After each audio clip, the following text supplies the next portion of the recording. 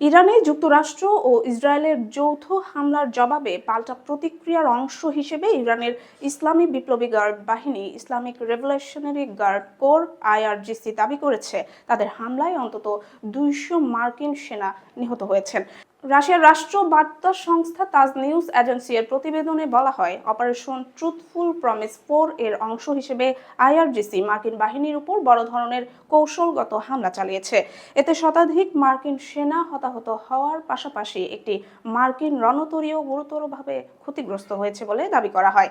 তবে যুক্তরাষ্ট্রের মার্কিন কেন্দ্রীয় কমান্ড সেন্টকম এই দাবিকে সম্পূর্ণ ভিত্তিহীন ও মিথ্যা বলে উড়িয়ে দিয়েছে। কাতার ভিত্তিক সংবাদ মাধ্যম আল জাজিরাকে দেওয়া এক সাক্ষাৎকারে সেন্টকমের এক মুখপাত্র বলেন, আইআরজিসির দাবিগুলো সঠিক নয়। আমাদের কোনো জাহাজ ক্ষতিগ্রস্ত হয়নি এবং 200 জন মার্কিন সেনা হতাহত হওয়ার কোনো প্রমাণ নেই। সেন্টকম আরও জানায়, তাদের প্রতিরক্ষা ব্যবস্থা ইরানের হামলার বেশিরভাগই প্রতিহত করেছে এবং মার্কিন বাহিনীর উল্লেখযোগ্য ক্ষয়ক্ষতির খবর পাওয়া যায়নি। যুদ্ধ বা সংঘাতের সময় উভয় পক্ষই নিজেদের অবস্থান জোরালো করতে বড় ধরনের দাবি করে থাকে। এই ধরনের হতাহতের সংখ্যা সাধারণত স্বাধীনভাবে যাচাই করা কঠিন হয়। ফলে আন্তর্জাতিক মহল পরিস্থিতি পর্যবেক্ষণ করছে এবং নিরপেক্ষ সূত্র থেকে নিশ্চিত তথ্যের অপেক্ষায় রয়েছে।